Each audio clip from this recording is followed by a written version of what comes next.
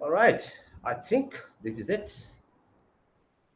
We are up and alive, I guess. Kusal, good day to you, mate. All the way from Australia. I don't know what time is it. It's like I guess it's late in the evening in Australia. It's a Sunday morning in Sri Lanka. People are just waking up after so many big matches going around. It's the big match month here in Sri Lanka. Lots of people been engaged in weekend activities and yeah, it was a good win. Royal registered a grand victory over St Thomas's last night. I believe some of the uh, the royalists must be still celebrating, or must be still sleeping. Uh, Kusal, by the way, before you migrated to Australia, where did you school in Sri Lanka, mate? I was a Nalandian, Charit. So Oh, I right. went to Nalanda. I was only there till grade 4. So I was quite young. I remember the very last big match I attended. It attended in, I think it was 85, 84, 85. And it was Roshan Mahanama and Asanka Gurusingh who was leading our side.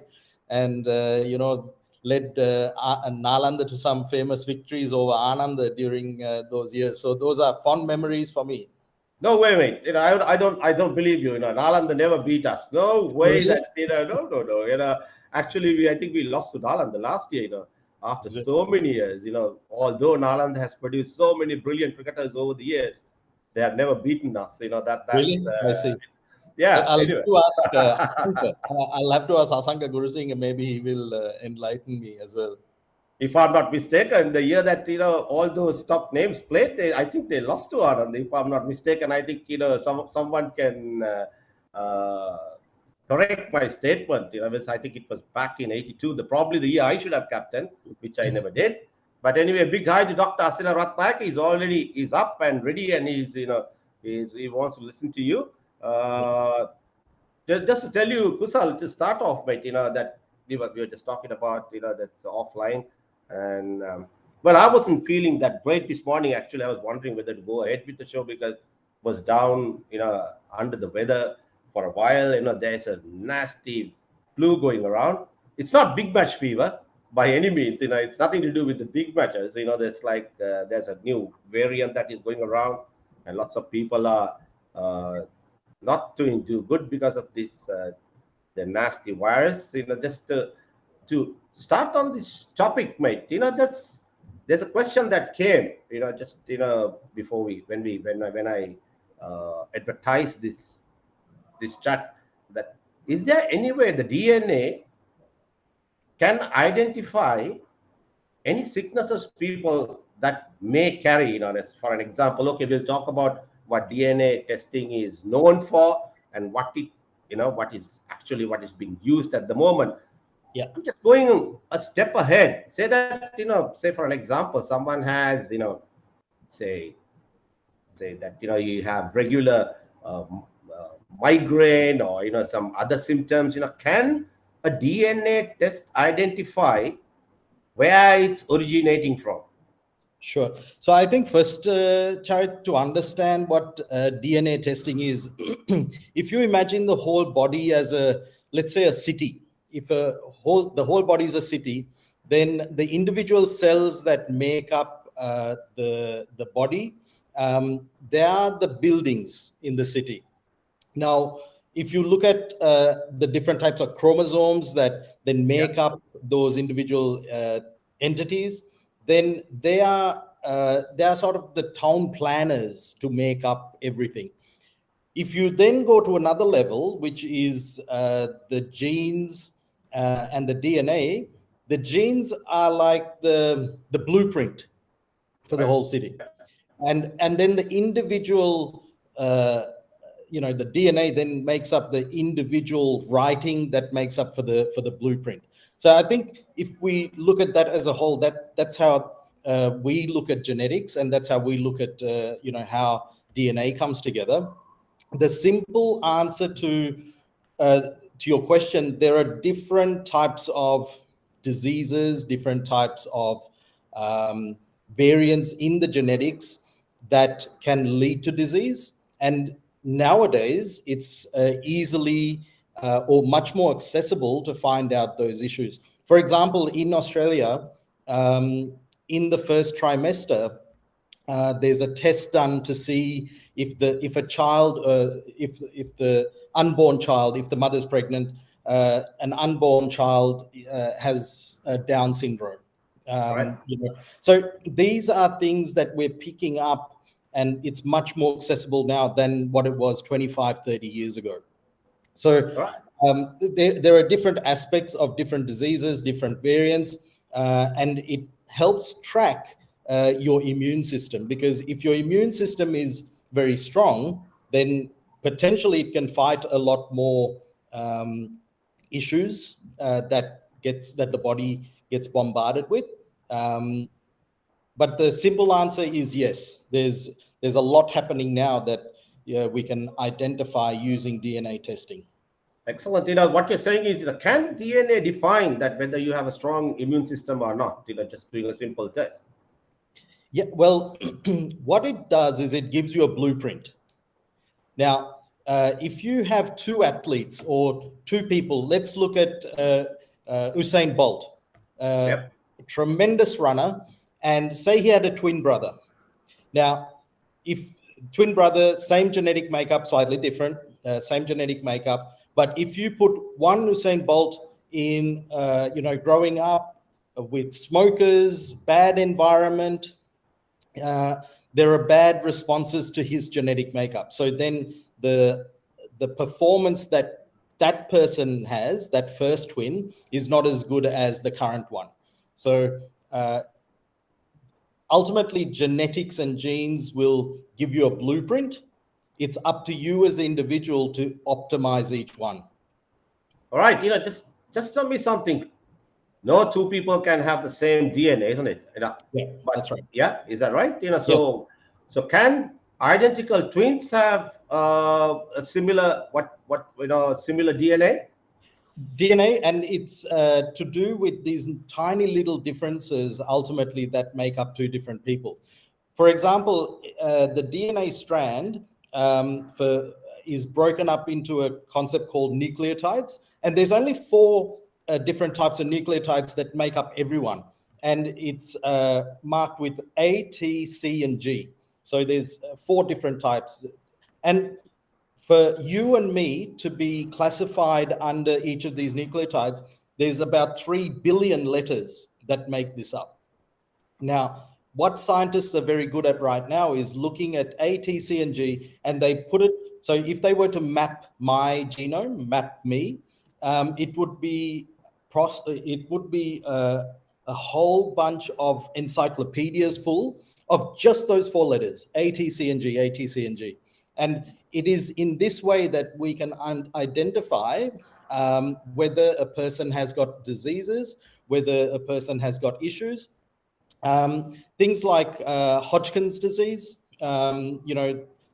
where scientists can say, oh, that piece of A, T, C, and G is not in the right order. You can just use it like a word processor, cross it out, and then input it through a blood sample, and you can actually correct diseases that way. So that's a concept called CRISPR, and that's what they're doing in preventative health right now. Brilliant. So what you're saying is that there can never be a mix-up in DNA testing. I mean, the sense you can't, your samples can't get mixed up, because that every person has a very distinct DNA. There cannot be any mistakes. Is It's that very what you're saying? distinct. It is very distinct. And this is where it would be nice to speak to a pure geneticist as well, because sometimes samples can get either mixed up, or I mean Exactly. that's with everything, right? Samples can get mixed up, or there can be human error in it. But at the base level, we're all very, very different. Excellent. That's all right. So it's moving on. Kusal, I think what we spoke about primarily, how DNA can, that DNA testing. Yes, like if you talk of a layman like me, that didn't have any idea about DNA testing until recently, until Yeah. I spoke to you, or just having spoken to some of the athletes who have gone through DNA testing. DNA was primarily, it was known for what, to parental, was used in autopsies, and just like to define your ancestry, and that very basic stuff that the DNA was used in the past, how DNA was used. But Yes. since of late, now guys like you have come into the professional sports and the business world, have taken DNA testing to another level. That's which that will the testing will help people to become better, and become a greater version of who they are by looking at DNA. And this is the chat is all about, and people want to know how a simple test can actually help a person to transform his life. Kusal, if you can take us through with that, that what you have in mind. Sure. So first of all, Charit, for you and me, say we each of us has about 25,000 to 30,000 genes, and it is these 25,000 to 30,000 genes, very unique, unique to us as individuals. If you evaluate all these 25,000 genes, that concept is called genome sequencing. When you do that, you can actually identify which part of Africa we all originated from. So I think about 10 years ago in Australia, they did this simple test for everyone where it was a DNA test, and you can find out your ancestry. And there's current companies like that doing that now. So that's 25. Hang on a second, Kusal. It's a very interesting thing that you said. It's a question that I always wanted to ask many people. You reckon the humanity originated from Africa? Is Yeah, that that's what the data is showing. wow? Yeah. I actually wanted to hear it from the horse's mouth, that I heard about it. So the Africa is the basis of the human evolution. Yeah, it's a cradle. That's the cradle. Wow, here we go. So then there onwards, that we have evolved into black, white, brown, whatever, according to the weather pattern where you live. Is that what you're saying? Yeah, that's right. And What that's am I? what the research is showing. And by doing that, if we identify, okay, first if we genome sequence everything, 25,000 genes, you get that details, you get those results. Myself as a sports physio, the testing that we do is only 200, up to 200 genes, because the 200 genes that I'm testing is completely connected to the athlete or a regular person's performance as a sports physio. And we're at the Center of Excellence where I'm the director here, Charit, at the University of Melbourne. And if I show you this, the chart that has taken me over 2 decades now to build and put together, I'm guessing you can see that there, can't you? If I just move out of the way. Yeah. So this is called, this is what I classify as K-theorem. K-theorem is the concept of, if we target all of these 4 pillars, there's 1, 2, 3, and 4 pillars, then a person, an athlete, is completely optimized in what they do. So the first pillar, if I go to that, it is the basis of this is looking at your biomechanics. The biomechanics are composed of nerves, muscles, joints, and ligaments. I, as a sports physio, evaluate all of this and see how it affects flexibility, control, core, strengthening and conditioning, S&C. Now, when we get these constituents right, I need to see that an athlete does well in a 24-hour cycle. Right. The 24-hour cycle, sleep is very vital. Sports and recreation, the sports they do, the training they do, that is optimized. And I put work and study here because my current research is showing that sedentary postures, where a person is spending time on their computer or on their phone, that's enough to you lose the performance of this when this is not done properly. Mm-hmm. Then, so that's the first 2 pillars. The third pillar is nutrition. I've got here gut health. We're finding a huge connection with gut health to the brain and to the mind itself. and then the mind itself. So consciousness. This is where stress lives. So stress can play a big part in all of this. And on my website, I've put this in a nice little video, but I'll explain it. If this was the 4 pillars, the performance pyramid, the basis of this is like a band, the band coming together. The music the band creates is the movement matrix. The nutrition is like when you get the venue right, the band, the music, everything sounds amazing. It's an unforgettable event.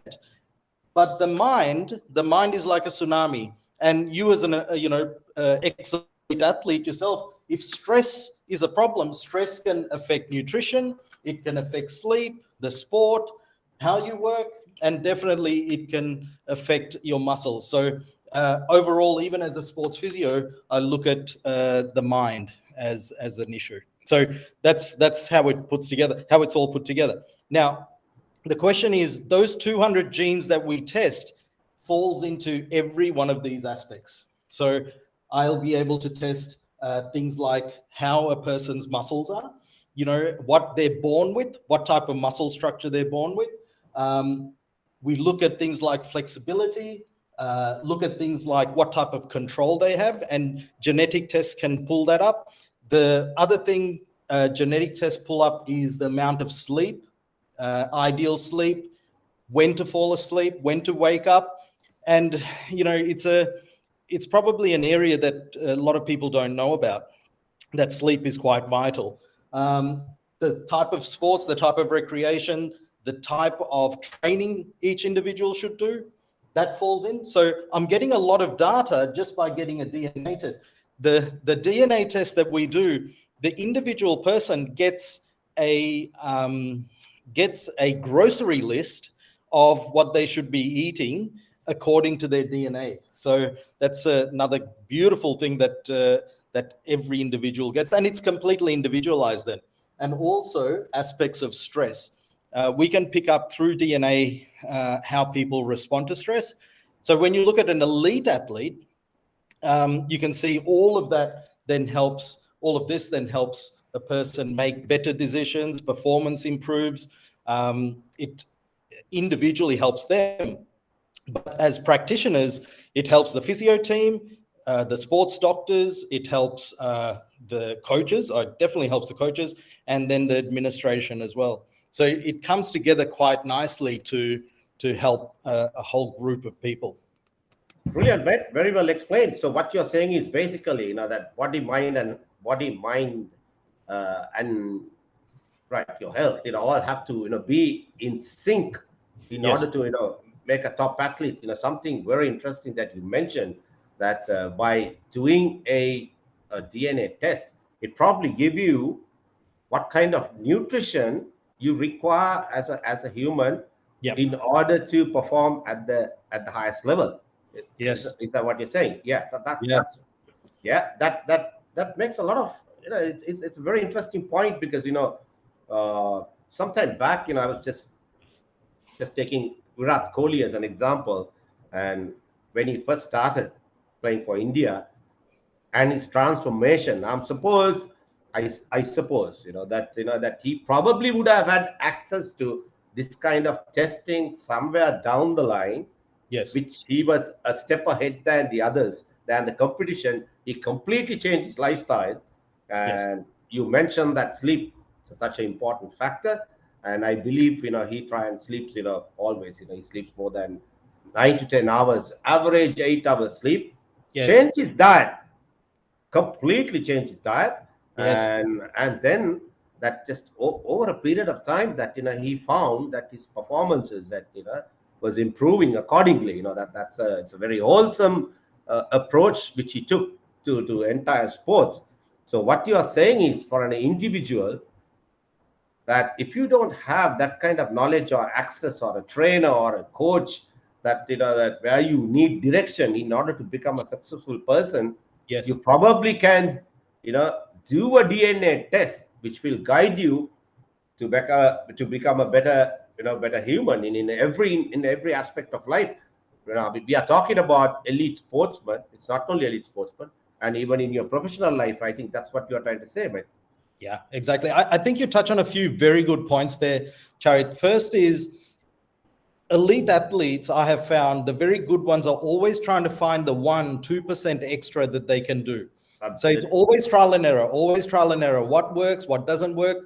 And over a 15, 20-year career, you know things that don't work, you put them aside. Then you start building on the things that are good. Now, what happens when you do DNA tests, or the DNA testing that we're doing, is for the younger athletes, you don't have to worry about trial and error. You are Yeah. provided with a blueprint, you're provided with the details on how to be good in the first place. Now, it's your choice whether you take that information and do it that way or not, because you yourself probably would have experienced there's trial and error. If you don't do the things that are really helpful to you, your performance goes down. So ultimately, according to my chart as well, what happens is when you get things that are not right and you put them aside, or fix the things that are good, then one thing is your performance improves. But also from a mental side, when performances are becoming a lot more consistent, when performances are improving, then your state of mind is a lot more balanced. So that's one of the big things that you'll notice with people like Virat Kohli. Say he has done all of this and he's then improving step by step. All he needs to do is continue all those things that are good for you, and then he's got another 5 years left. But imagine he had this information at the start of his career. Yeah. So some of the older, more conditioned athletes, they would have loved this kind of information at the start. And this is one of the big things I'm doing at the university here, is that some of our young athletes, some of our student athletes, giving them the awareness, the understanding that testing like this could add 5 to 7 years into a career at the end without less injury. Their nutrition is completely optimized. So if nutrition is optimized, then the brain, the mind is a lot better.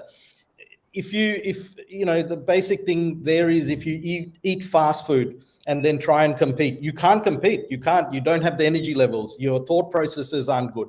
So that then gets affected.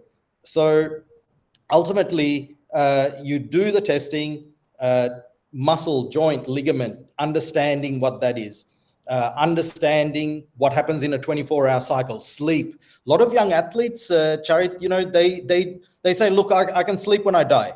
It's the worst thing you can say to yourself, because sleep helps the brain recover and it helps the body recover.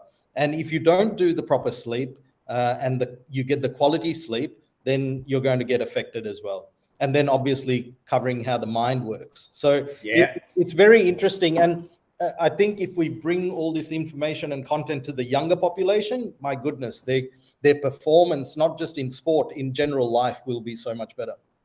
Yep, and as you rightly said, what you practice, you always become better in what you do. Just imagine if you have this guidance and you're given this blueprint or just the guidelines, how to project your life, you can only become better. And well, good to have Mal. Mal, yes, he's saying we need this expertise to our cricket team as explanation help us to understand why team is going down. Yeah, the boys are not doing too good, I believe, in New Zealand. That's sad, but. Kusal, but to answer Mal, I think you have done some work with Sri Lankan cricketers in the past, and we are, I think, it's a little I know because I'm not in the system right now, Yeah. but that we are getting very interested in this aspect of testing DNA for elite performances. Yeah. And Kusal, you reckon that just to answer this in relation to, I'm not trying to put Sri Lanka cricket down or anything. By the way, it's good to have Prabhat Nisaka, that's top. Prabhat, I think he's in Sri Lanka at the moment. He's touring Sri Lanka. Good to have Prabhat back in the country. And it's good to see all these guys listening to you, Kusal, that they are all top athletes in the past, top coaches, who are right now, engaged in the sporting field. Going back to Mal's question, you reckon the sides that are performing regardless, it's cricket or say rugby or in Olympics. You believe that all these institutions that use this technology that is available to analyze all the athletes?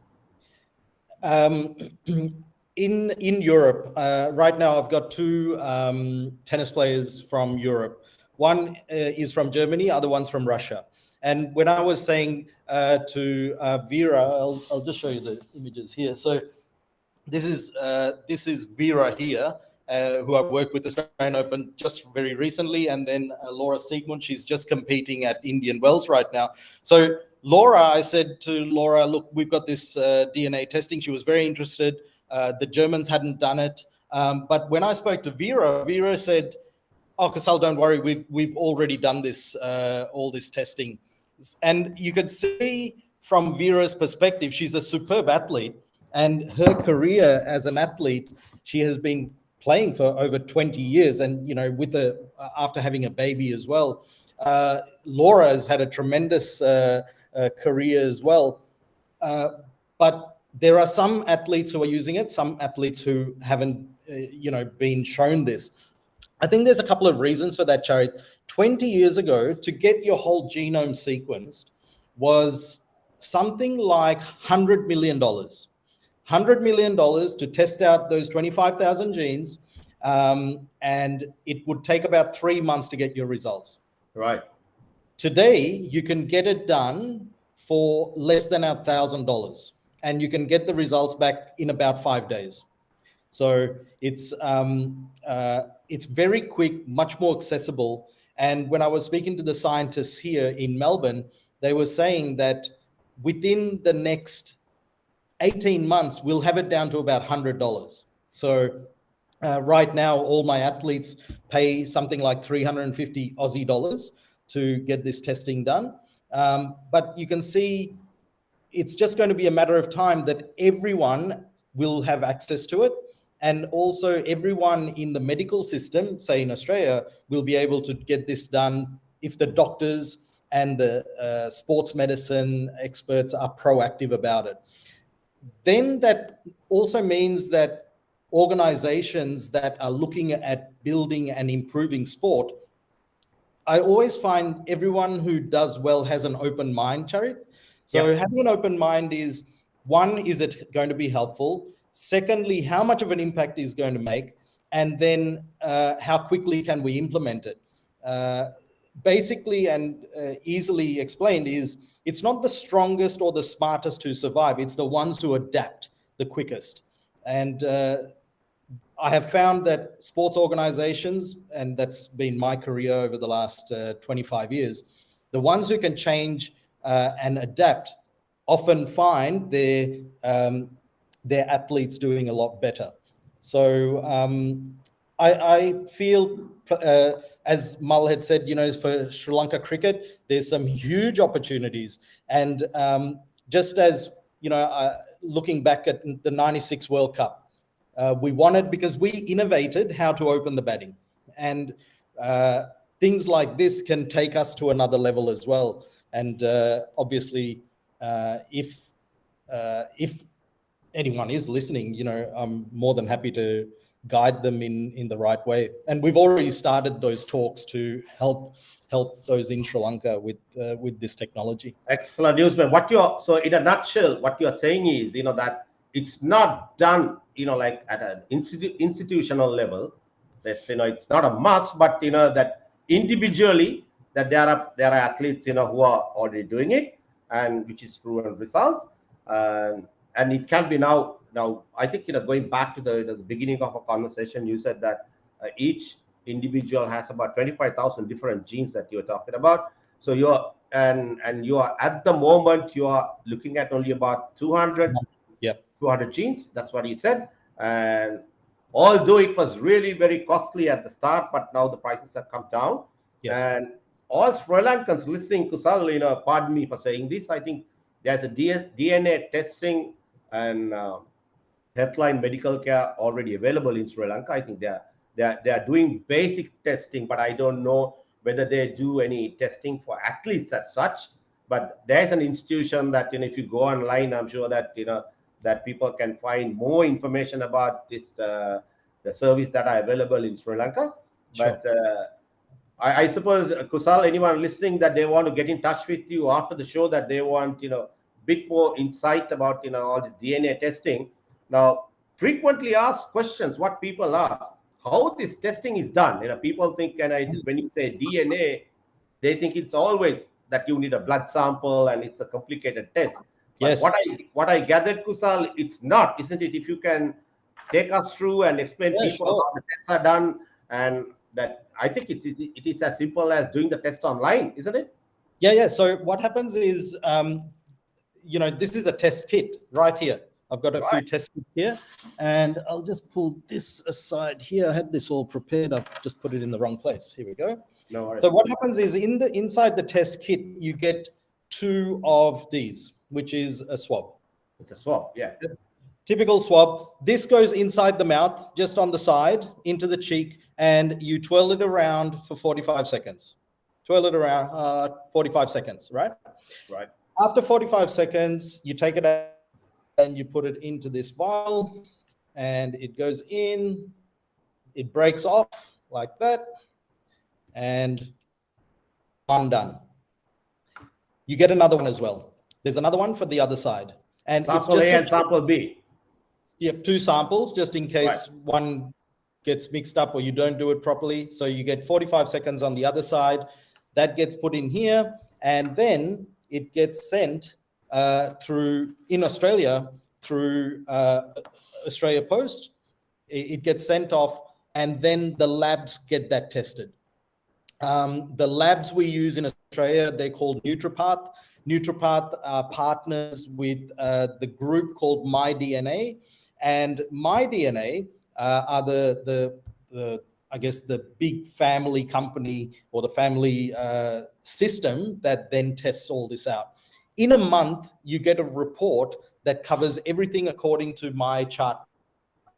And the report itself, Charit, is something like 115 pages long. It Right. covers all the things about nutrition, all the things about your muscles, joints, ligaments. It talks about caffeine. It talks about sleep time, wake time, and it gives you all the aspects of improving, how to improve your genetic position as well.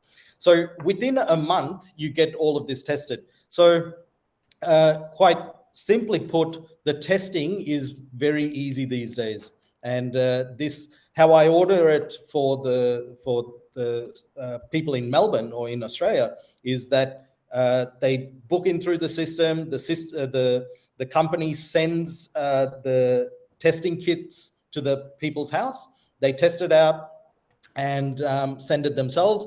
And the results come through email. The results are mailed to you through email, and it's a big PDF document. Right. So what you're saying is you probably that you have easy access to this testing kit, that which probably you'll be able to buy it online, or maybe that's available at your nearest pharmacy or whatever. It can be. It's a very simple test. I think what you explain is somewhat similar to a PCR, isn't it? It's not. Yeah. I think it is less painful than a PCR. That what people.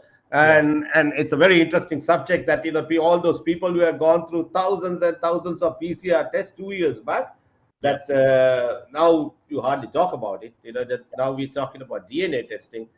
2 years down the line, nobody talks about COVID, and that life has evolved. So people, anyone listening, please, you can please send us any other questions that you need to ask, and in case I am missed out. So once again, just to show you, it's a very simple test. That's it. Which involves a swab, and you inside the cheek, and 45 seconds on each side. So very simple, very different to the PCR test, which was right down the throat.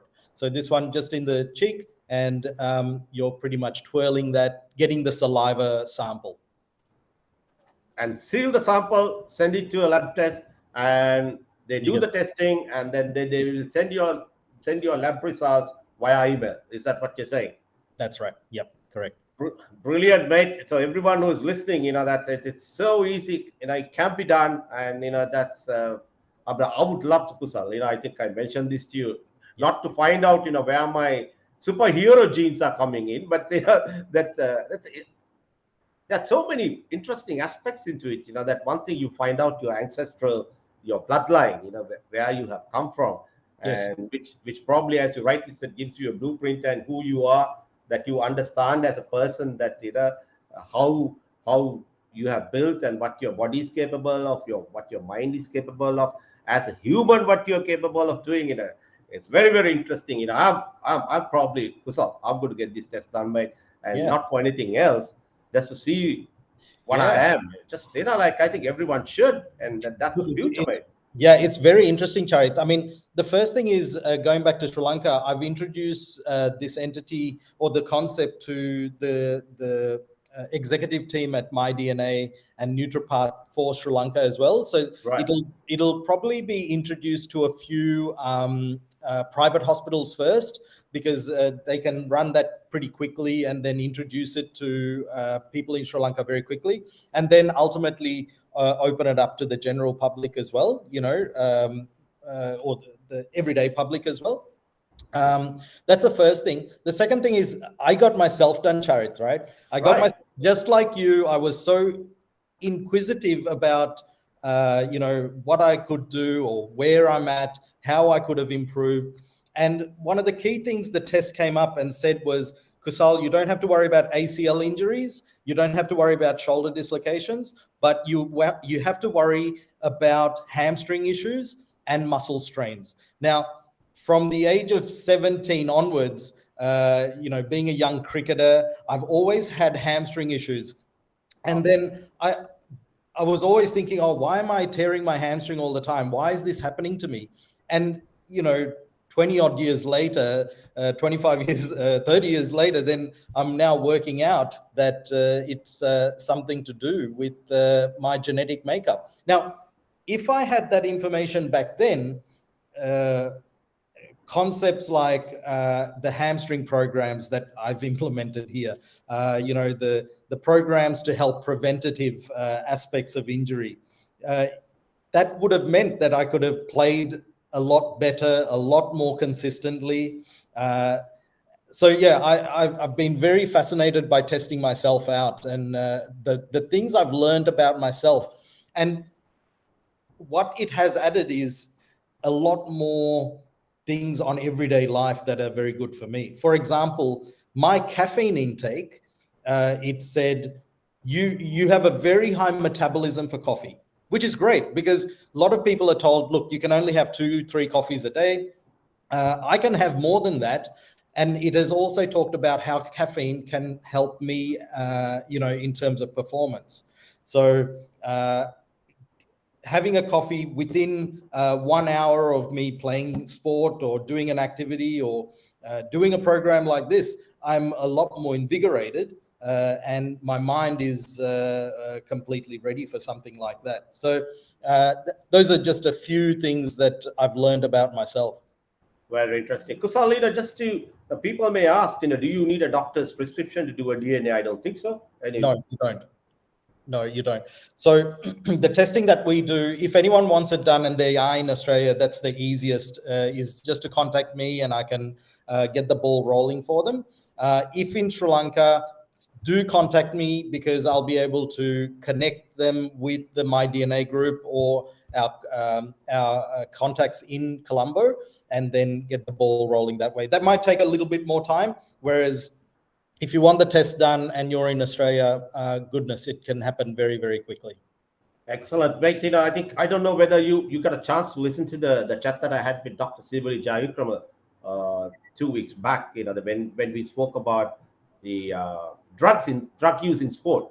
Yes. That people taking shortcuts. Just to looking for that extra one or 2%, and people look at short term gains than long term gains. Yes. You would you say that, I don't know, from the conversation that I had with you since for the last 40 minutes or so, that it shows to me you're better off doing a DNA test and finding out your strengths and weaknesses and work towards it, rather than looking at shortcuts which can have adverse health issues way down the line. What do you reckon? Definitely. So if we just look at DNA tests, one thing is it becomes the next phase of personalized health. So right now, our healthcare system is okay. I've got the flu. I'm not feeling well, so I'll go to the doctor. I have to sit there waiting. They'll run the tests, and it's something more reactive than being proactive. Whereas if you have these kinds of tests done, this is the first test of saying, oh, you know what? My DNA tests actually say I should be getting this much sleep. And if I look to see over the last 10 days, I haven't been averaging anywhere near that, or it's been really bad. So then you know your immune system's going to be down. So you're going to be very proactive with yourself with aspects of this. Now, when you have athletes who are trying to, let's say they're trying to get that edge somehow, they're trying to get that edge, then what happens is they're not, they're trying to get the edge in different ways, not according to themselves. So I think by understanding and completely evaluating yourself, you're then able to find the shortcuts, but they're more legitimate shortcuts. You probably don't have to break the rules, or you'll find you can perform a lot better with the right guidance and the right information about yourself. Well said. According to Dr. Asila Ratnaka, he says we have the genetic testing in Sri Lanka. It says in university and even in limited private sector hospitals. That's brilliant. Doc, if you are still listening, and if you can comment on the uh, type of testing that available in Sri Lanka. Can we? This is just for until Kumar said this the whole thing up in Sri Lanka and up and running. Can an athlete get a test done? Well, I don't think a top athlete wants to know his ancestral, that his bloodline or whatever. That's something relating to your professional professional life. Whether there are any tests that can be done in Sri Lanka. Doctor, if you can let us know, that'd be brilliant, so that everybody knows that what sort of tests that can be done in Sri Lanka and what cannot be done, so that this is all for the future, because it's a brand new subject that we are all talking about. And also, Kusal, you said that you did some work with a couple of Sri Lankan athletes and cricketers in the past, right? How did that go? Yeah, really well. Very recently we've had the likes of Dushmanta was injured in Melbourne, and he came and saw me, Dushmanta Chamira, and we were able to test him out. And it's very exciting to see the results we got with someone like that, because we can see how the little aspects. So once I get the results, Charit, what I do is I break up the plan. It's kind of like saying, all right, you've got an MRI, well, what's the plan? Or you've got an X-ray, what's the plan? The DNA test is very similar to that. You get a lot of data, you get a lot of information. My expertise then is to put that into a 30, 60, 90-day plan, because if you start eating right, or if you start applying what we've learned through the testing and you put that into a program, then you're naturally going to see results in about 90 days. So I was very excited, one, that I was able to do it for Dushmanta, but also that, I often find the best elite athletes are the ones who love to learn about themselves. They want to learn how they can be better. And,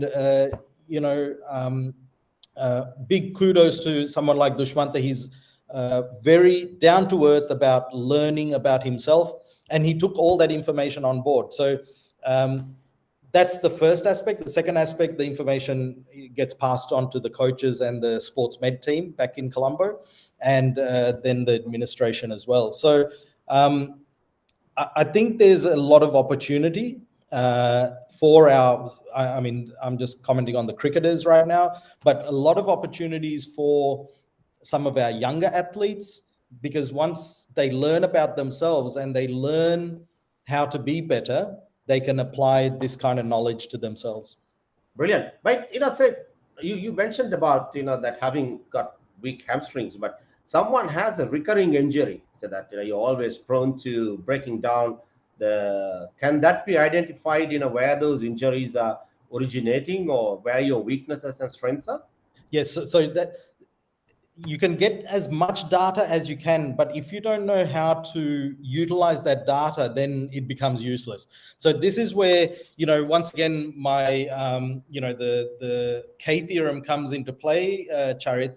Being that comprehensive, I put all my athletes through that, because when I test each aspect of K theorem under the 4 pillars, something within those pillars might be off.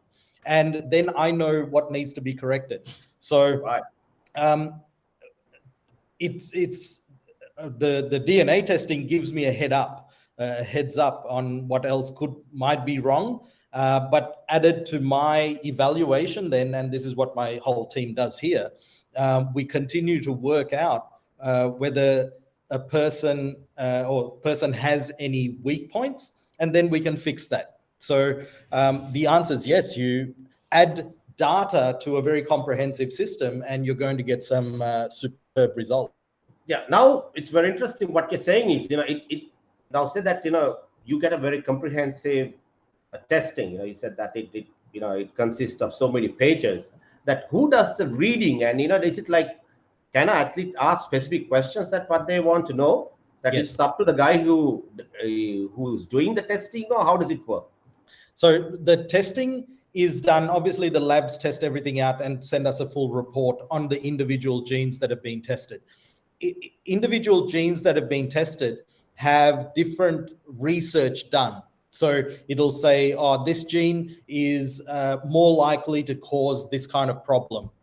For example, a hamstring problem, or this kind of gene is more likely to, you could decide whether a person is going to have power or endurance. So all of a sudden, you're getting a lot of data, not just on the type of injury the person has or could potentially have, but also the makeup of it. So different athletes I will see under my program will either be completely customized into a endurance or power, depending on even if it is the same sport, even if it is the same aspect of that sport. So 2 fast bowlers could have completely different programs because their DNA makeup is completely different, Charit. Whereas, if we look at 15, 20 years ago, or not even then, five years ago, you'll have a fast bowling program. You'll have a program for the spinners or the batsmen or the wicket keepers.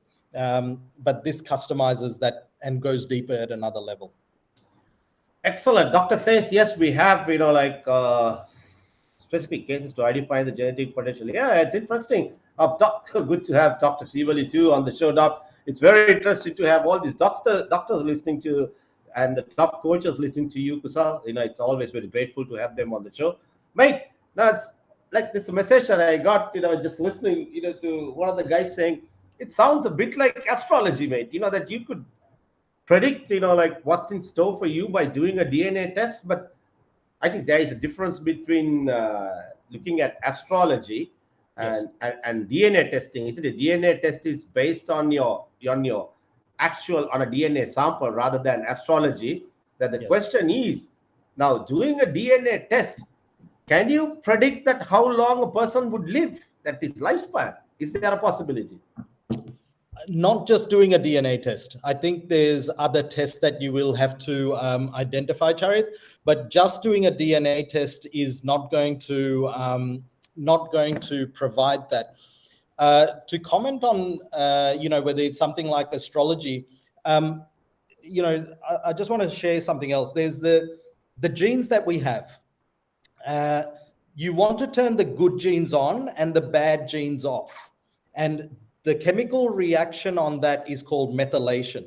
So you have your good genes, you want them always turned on. The bad genes, you want them turned off.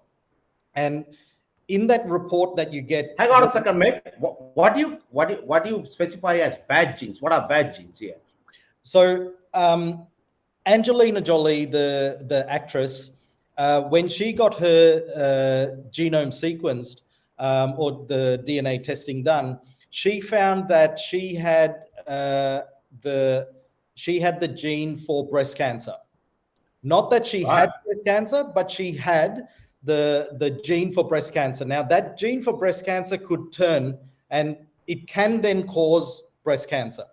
What she ended up doing was getting, it's called, she got a mastectomy done. She removed her breasts in an operation going back probably about maybe about seven years ago, to prevent that from happening. So that is what, that's an example of a bad gene. A bad gene, yeah, right. Okay. But not that the bad gene had already caused the breast cancer, but she was doing it as a preventative measure. Right. Now, the beauty of what happens right now is you have your good genes, you have your bad genes. You want that chemical reaction to be as strong as possible. So you want that methylation to be strong as possible. What you will find in the report that you're given when the testing is done is what you need to do for an optimized methylation. So you can then continue to create better, or your good genes to be turned on and the bad genes to be turned off. And that, as I said, it's called methylation. And there are different ways of turning it on. Nutrition is one, lifestyle is another. We talked about Usain Bolt's twin, who might be sitting in a room full of smokers, that outside environment causing a problem. So those are a few things to do or to understand. So it's not purely astrology. You get a blueprint for yourself, and ultimately you can then follow that up. Well, one other thing I should add here, Charit, is if you look at the ancient cultures and the ancient traditions that we had, if you look at how the ancient cultures and ancient traditions, yoga, it's been around for a couple of thousand years. Meditation, you have things like even hydrotherapy. The ancient Egyptians were using things. Right now, even there's Scottish doctors who prescribe people to walk in the forest, because forests have this natural oil emanating from it. It's very good for the immune system. So all these things that the ancient cultures did naturally was to help improve everyone's genetic makeup. Because if you do things like meditation, you do things like yoga practices, you do things like hydrotherapy, all of those things are getting the basics of breathing right. It's about getting the basics of being in the present moment. And ultimately, when you do those things that are the basics, your genetic makeup is flourishing anyway, and that allows you to live. So there's obviously DNA tests, and you can work out what's going on in the system right now, but you can quite easily see how the ancient people did so well over time. Without any DNA testing done, because they have access to the environment, the surrounding environment, and they figured out what's best that work for them. And exactly. As doctor, will this help to identify which particular sport is ideal while selecting a sport at school level? Yeah, so that's a really good question. When you can test out all your athletes and you can work out, is this as a power athlete? Is this an endurance athlete? What type of injuries can they have? What type of stress response? There's a couple of things there, Charit. You can then look at and say, this person is ideal for some kind of long distance running. Or this person is completely suited for some kind of hockey, or it could be weightlifting. But the thing there, the issue there is you can tell someone, it's kind of like me doing a DNA test on you, Charit, and saying, Charit, if you had played ping pong or table tennis, it would have been ideal for you. You're completely suited for, table tennis. But you would say, Kusal, I hate table tennis. I don't like table tennis. I'm not going to do it. So it's no use me suggesting that. We can say you're completely suited to it, but it won't matter, because this is another aspect of human life, is that you will enjoy doing something that you love doing, and continue that, because that's when times are tough or times are great, you'll still proceed and train hard because you love doing that. And then that makes you good at that. But what these kinds of tests do is how to optimize in your sport. Exactly. That's what it is. But the option is yours. What you want done with yourself is entirely up to you. What you like and dislike, but this is to guide you and to Yes, become a better human and a better athlete. That's what you're saying. that's And Leslie, a very interesting question. I think lots of guys listening from Australia as well. Good to have you on the show, Leslie. By the way, would the results been somewhere related? Something's missing there. artificial intelligence interpreting Okay. is available. Yep. It's a very good question. The results that they're interpreting right now is based on the research that different entities or different scientists have done. I think the future of artificial intelligence will take this kind of information and completely customize it to the individual, Charit.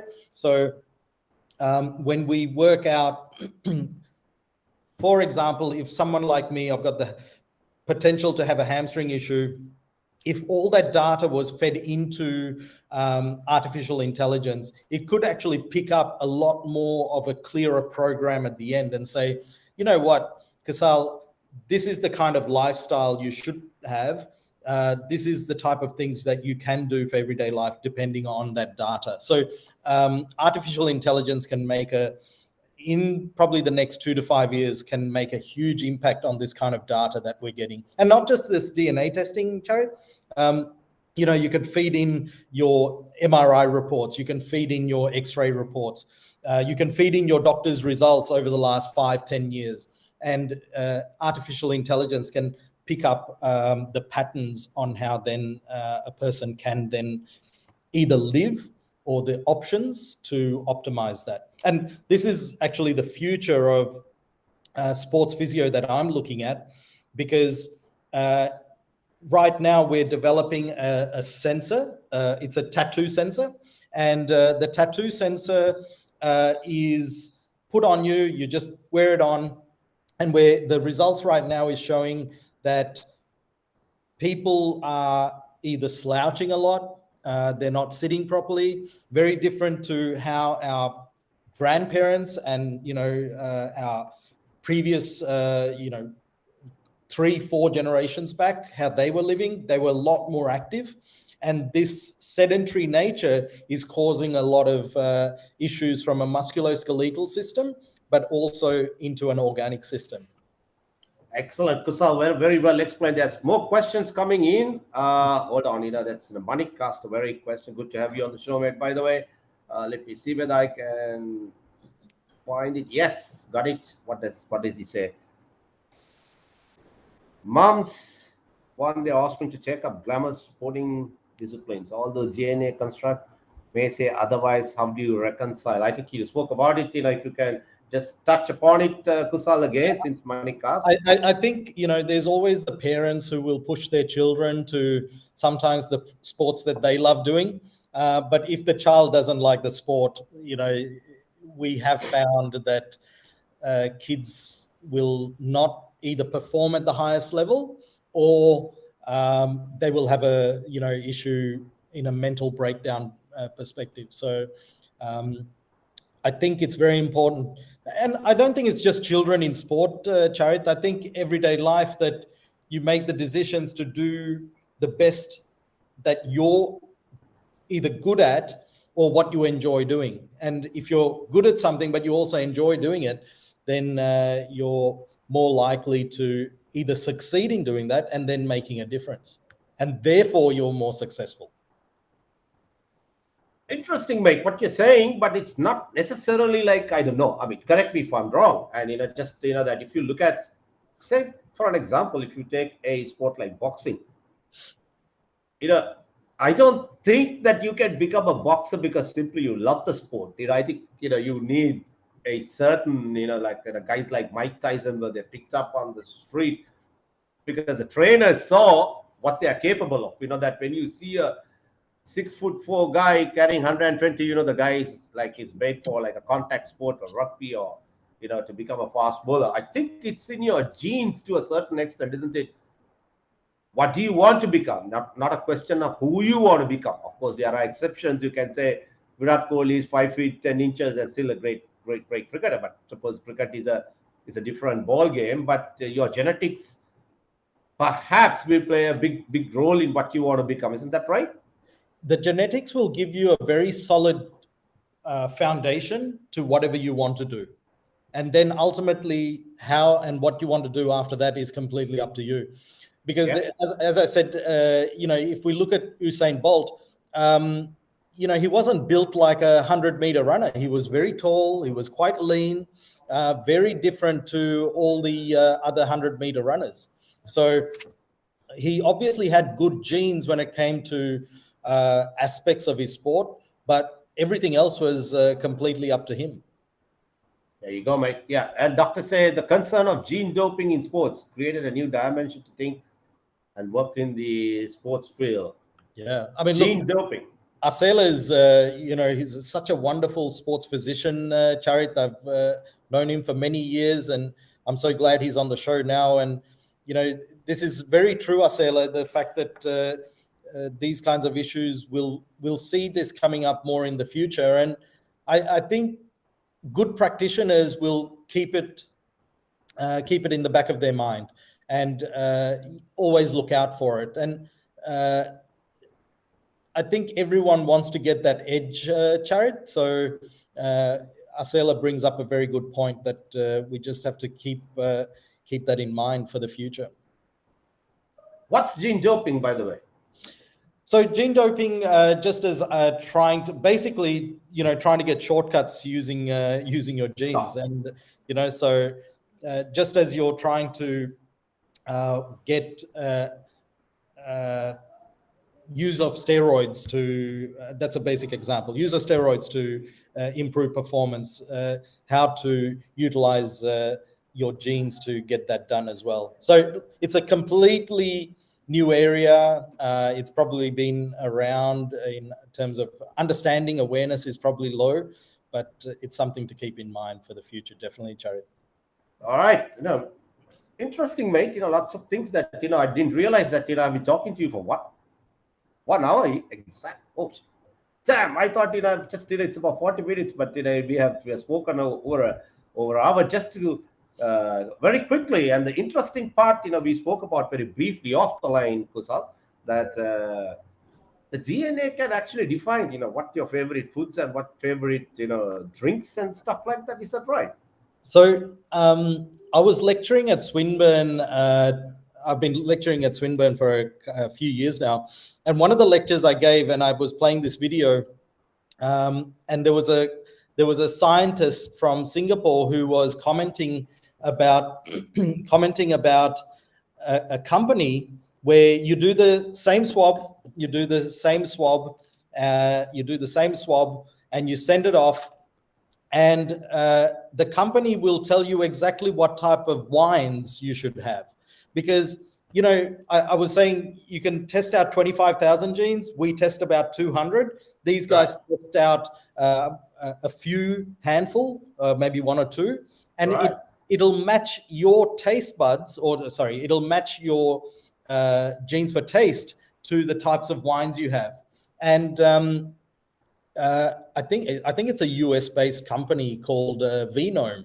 And once again, very interesting that you can see what, by testing out genes, you're optimizing everything to do with your taste, and that's wine, but you can utilize in different aspects as well. Very interesting. I think I was told, I read it somewhere that the Chinese, you spoke about, good old traditions, the Eastern culture, that they spoke of yin and yang, that's always. And the Chinese had a way of figuring out, say, what alcoholic drinks are best suited for you. For an example, whether red wine is more suited for you than white wine, or probably the red alcohol is better, the red spirits are better than the white spirits. Maybe that red meat is better than the other lean meat, or whatever. That kind of people, I think they had this knowledge in the past, Yes. but not done scientifically. I would, as rightly said. So that's the question that I asked you. Is it similar to astrology, that it's based on assumptions, which is not, and this is actually based on actual physical sample that is provided by the individual? That's the difference between the two, isn't it? That is the difference. And once again, if we look at the ancient cultures, if you look at Chinese medicine, if you look at Ayurvedic medicine, they've been around for a long time, Charit. You can, by feeling the pulse, you can see what type of systems are not working properly in the organs. Iridology, where you're looking at the eye and seeing if there's any problems in your organs. Reflexology, which is the study of the feet, and by pressing in on the sole of the feet, you can actually tell some things are not right. It's all about reading the body and reading it properly. This is probably, this is where Western medicine and East, we're continuing to bridge that gap slowly. Because if you end up looking at the type of nutrition you should have, cut down sugars, cut down on processed foods, and make it as natural as possible. So it's exactly what our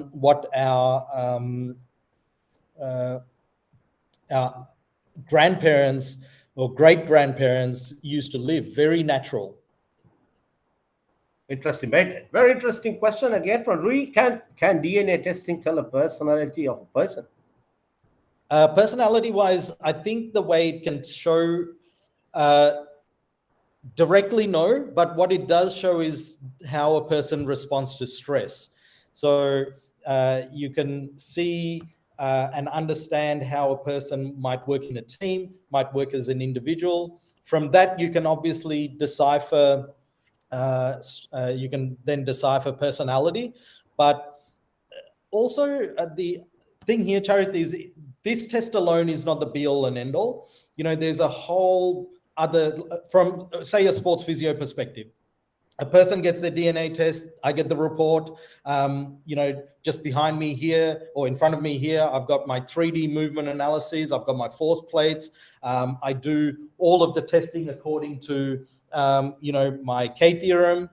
So I get a whole lot of this data, put it together, and then I get the information I need to then help that athlete. So the DNA test on its own probably can't tell you personality, but it could be one of the tests that you use to tell personality.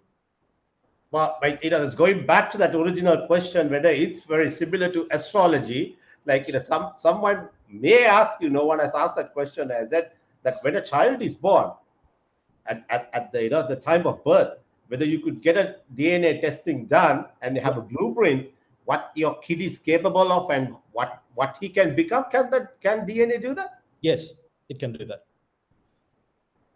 It's very interesting. That can be done. And that's why I prefer that these tests are done for younger athletes, because if they already are playing a sport or they like a sport and they're getting these tests done and they're getting that information, the parents have a lot more information to help their child, rather than the common mistake we get is Dr. Google. Everyone is going on Google and working out what their child needs. A lot of people don't have access to experts. A lot of people don't have access to the top coaches. So when that happens, parents are left by themselves. This provides them with a lot of details. And the other thing here, Charity, is it's a one-off test. You do it once, that result is there, the blueprint is there, you can access it from the age of, the age of 3 to, say you go to until the day you die. It just your DNA remains. Yeah, very interesting. The other question is that, okay, DNA never changes from the day you're born until the day you die. It remains the same. Is that what you're saying? Yes. All right, that's brilliant. What about a kid? Anyone with, like, say, for an example, autistic kid, or any other syndrome? Can DNA identify where it's originating from? Whether there's any other alternative or any treatment, or how the child can get over that? Yeah, so this is where, if you get the gene tested and then the gene is made up of the DNA, and the DNA is then made up of those 3 billion letters that I was talking about. When you have each individual's 3 billion letters laid out, scientists can then say, oh, hang on a second, there's something not right there. That could be causing that syndrome or that disease. And what the technology right now is to take that, put it into a computer, correct it, and correct that into using a blood sample. So the technology there is called CRISPR, and I'd say within the next, I'd like to say within the next 5 years, Charit will have a lot more capacity for most of these genetic based diseases and syndromes to be completely eradicated. Interesting, mate. Sham, good to have you on the show as well. That it's always, Sham is heavily involved in cricket. He manages so many cricketers. I hope you will, take this message across to the players and encourage them wherever, as doctor said, if it is available in Sri Lanka and if it is available at university level, I think it's very advisable for these young athletes to go and get themselves checked and analyze themselves, and they become better sportsmen, better humans. And it's not only it's confined to athletes alone. Any individual who wants to become a better person, I suppose that's the way forward. Yes. Uh, And Kusal, yeah, go I ahead. just want to add something else there. Say you get the test done. Say you might get the test done in Sri Lanka, you might get the test done in the US or the UK, you get it done in Australia, you'll get your report. When it comes to getting that report, you'll find that there are some practitioners, some physicians, they'll say, no, I don't know how to use that. Or they'll say, no, that's not correct. I'm not using that. You want to try and work out practitioners that have an understanding of how to utilize that information as well. So that's where, my team, myself, my team, this is the next level of sports physio, where we completely individualize a person's problem, or completely, it's a completely personal approach to a person's problem. And what I'm getting at is you want to take that data or the report to the right people. And one common thing that does happen is if you take, and you may have experienced this yourself, you go to one doctor and the doctor or physio, they'll say, no, you can't, this won't be solved. You'll have to give up your sport.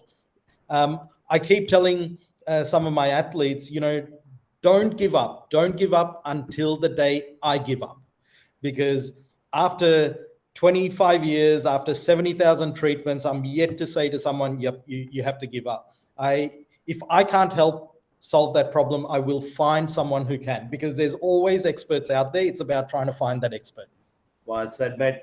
Kusal, I'm sure that the people who will listen to this chat, after this, the guys who are not online, there were many people who were there and actually, contributed positively. And if you can, on the discussion, under the comments, Kusal, if you can post where people can reach you, and if they have any question, to get in touch with you, and that would be brilliant. I think the people will have a lot more questions after listening to this show, and they want to ask many more questions. And this our idea is to try and help people to try and use the best technology, whatever this world can offer, and become better, faster, superhumans, and look for that superhero gene in you. That's the whole idea is about. Yeah, I'll be more than happy to, Charit. And yeah, if anyone contacts you and they need to contact me, please pass on my details. I'll be more than happy to help anyone. Anyone, yeah. That's brilliant, Kusal. On that note, mate, I just want to. There's another project. I wouldn't call it a project as such. That I have started this. Supporting guys like you. Yes, that you're. I would say that you're homegrown, mate. At the end of the day, although that you have really have found your niche in Australia, and that it's unfortunate that a country like Sri Lanka has lost your services, but you're always there, and you have plans that to come back to Sri Lanka and set it up, and share your knowledge with the people over here and do a lot of work. That's the way it should be. And I personally, like I always tell people, buy, support local industries and anything local. And the T-shirt that I'm wearing, of course, I paid for it, Kusal. There's nothing nothing free. And I would like to pay for stuff that I buy. And the brand is called Enco. And the group of young guys who are doing the sportswear, absolutely brilliant, sportswear. You can't, the quality of it is, it's, I think it's handcrafted, and every little attention to detail, I would say, it feels comfortable, it looks, the fit is nice and reasonably priced. And people, whoever is listening, wherever you see that, support local industries. I think it's very, very important that, that where our country is heading right now, these guys needs a lot of support, mate. At the end of the day, and like everybody else, that just like you and I, wherever we can help them, I think idea is to help these young people Yes. to do well in whatever they do in life, and that's a profession that they have chosen, and it's a great way of living, and doing what they like. That's how I feel. So No, remember the name wherever you see Enco, and you can always, Kusal, that if you want to get some stuff across to Australia, man, I'm sure it will be a great hit. They sure. got some nice joggers. They got Mm, some nice, gym wear, and quite a good range. nice. Yeah, I hardly know them. I met them yesterday, and just to, and big thanks to Mark from Kiss FM for introducing these guys to me, and just I wish them nothing but the very best in their future endeavors. And Doc, it is great to have you listening to us. It's a honor and a pleasure to have you on the show. Kusal, have you met Dr. Sivili Chaikram? He does it's so much work in Sri Lanka, mate. It's Right. No, interesting. I don't think I've had the honor of meeting the good doctor. But people, the likes of Asela and uh, uh, Asela is one, and there's a few names here that Prabhat, of course. I met Prabhat and he's a superb coach, Charit, Yeah. in Melbourne. Very well known, and he's very good at what he does. So look, I'm a big I'm very honored that you've invited me to speak about this, Charit. I always enjoy bringing my knowledge and or what I know back to Sri Lanka. I think there's a huge opportunity for Sri Lankans. I mean, I've traveled around the world, I've lived around the world, and Sri Lanka itself has so many talented individuals that, under the right either guidance or situation, can blossom. And I've had some of my team members. They are Sri Lankans. They've brought their expertise here, and the Aussies just love it. And I love giving something back to Sri Lanka because I was born there, and it's my way of giving back. But I really applaud you, Charit. The hard work you do connecting the likes of me to everyone in Sri Lanka, and I want to wholeheartedly thank you for the opportunity of speaking to you today. Always a pleasure, mate. That's the idea of the show. I think we started doing this show. You have appeared on my show in the past and during COVID time, which none of us want to talk about. I think that is where at we were all confined to our Mm. workplaces, houses, whatever. So we were looking for alternatives to keep ourselves going as humans, and because we were not allowed to there were lockdown, shutdowns, and in isolation, people operating. So I started this show that has evolved to another level. So I have had you on my show. I always saw the great potential in you, and I'm sure that I will have you again on my show.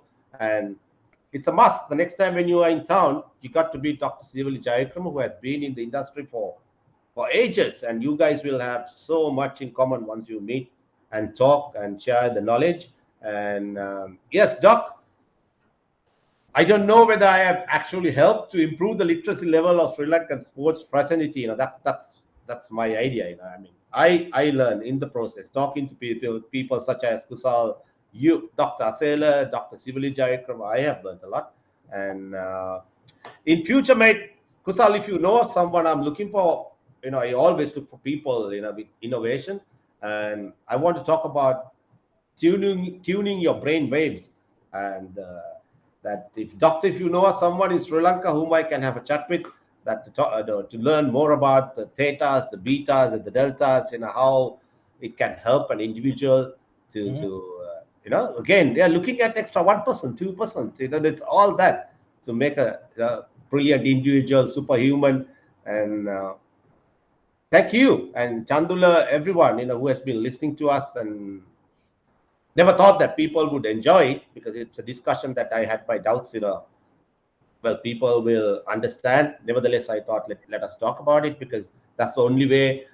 I'm sure that after this, people will say, what the hell is these guys are talking about? DNA, how it's going to work. And well, a couple of things need to get mine done. It's a must, and I'll speak to Dr. Asela and see whether he can arrange that for me. Somewhere I would love to go and get a test done. And thanks again. Once you get your test done, Asela, once you get your test done, Charit, send me the report, because then I can decipher that for you. And then we're putting two pieces together, because then you as a person, you get a lot of information on what that data means. Oh yes, brilliant. Thanks a lot, mate. I appreciate it. And once again, it's a pleasure and an honor to talk to you, Kusal. What are your plans, but are you hoping to travel to Sri Lanka in the near future? Or the plan is in June. I was hoping to come to Sri Lanka, but my the lecturing is getting busier now at Swinburne. Right. Based at the University of Melbourne, the Centre of Excellence is getting busy. And post-COVID, Charit, things were very quiet during that period. For us now, we're coming back. So it's either June, I'll be coming for a short period, or it might be at the end of the year. Because way back in 2019, just before COVID hit, we had created training systems for the sports physios in Sri Lanka. And, Astela Ratnayaka is probably one of the reasons, along with Dulan Kodikara, to invite me to Sri Lanka. That started way back nearly a decade ago. And it's because of those two that I have been able to bring my work to Sri Lanka. And I thank them for and I'm very grateful for their help in doing that. And then and part of that was, I have a love for cricket, Charit. Then if I can help in my way to help Sri Lanka win the next World Cup. And you know what? We've been doing the research on this, and this is part of the research I'm conducting here.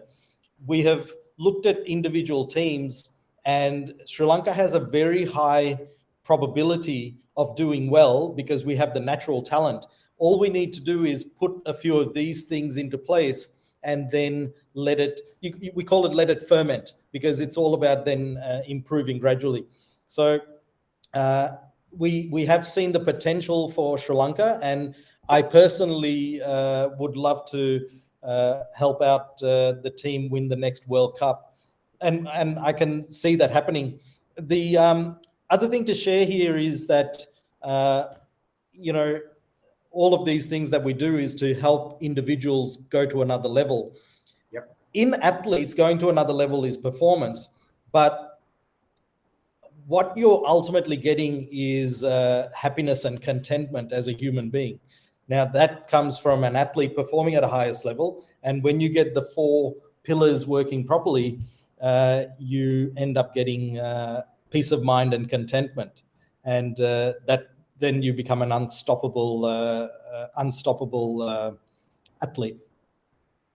Very well said, mate. It's good to have Dulan on the show. Yes, it's a nice talking to him. And as Dr. Sibali says, it's very, very sad. And it's a accurate statistic. Only 2% of school population continue in sports after leaving school. You see that, Kusal?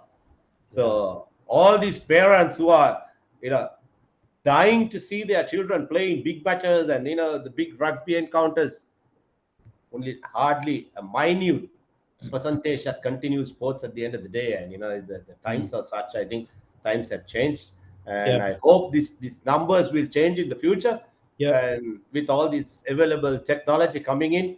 And it's very interesting that, Charit, what Dr. Sivali has said. this is the difference between countries like Sri Lanka, India, and Australia. In year 11, 12, Sri Lankan Indian parents say, yep, stop all your sport. You have to concentrate on studies. Yeah. In Australia and in America, they have found studies where if you continue playing sport year 11 and 12, you're actually creating a smarter child. And if you, which means your child will benefit, one, from playing sport, but also they are a smarter child. They'll end up doing better exams if your child plays some kind of sport. So the worst thing you can do is to stop your child from playing sport. And team sport is probably another very good thing, because that community-based connection is very powerful for children. Absolutely, mate. Very well said, Kusal. It's once again pleasure talking to you, and your insights are superb. And keep raising the bar, as Dulan said. That's all we can do as humans. And until next time, and bear that in mind in case you come across a person who might can have a chat about the brainwaves, which I'm thinking, how to learn more about it, and would love to have a chat. Probably we'll see Kusal. I don't know whether we can get Dr. Sivali also, whether we can get Bo online the next time. Bo had been busy in New Zealand that after not the tsunami, that the floods they had, the Boa was affected, so I couldn't get hold of Boa for a chat for a long time. And I'm sure Boa will have a lot to contribute about the subjects, being a top-notch coach, and hopefully that we'll have a panel discussion in the future. Sounds great. I look on that note, I think you have a great week ahead, and enjoy the rest of the evening. Say hi to your family, your young family. I hope you're enjoying your latest addition to your family. Yes. Well, latest edition is nearly 3 now, so I'll be 3 in October. So the kids are growing up fast, and we're enjoying seeing them growing up. But it's a wonderful time. Excellent, mate. Enjoy your parenthood and enjoy your work, and be grateful that, as you rightly said, that you're back on your feet after COVID, and just be happy that you got work and you're keeping yourself busy. Thanks, Manik. Thanks for your support. Yeah, just see how far that I can push this podcast in the future. Once again, thanks to everyone for listening in, tuning in, and appreciate your support as always. Take care, Kusal. Until next time, mate. Take care. Bye-bye. Bye. See you. Bye. Bye.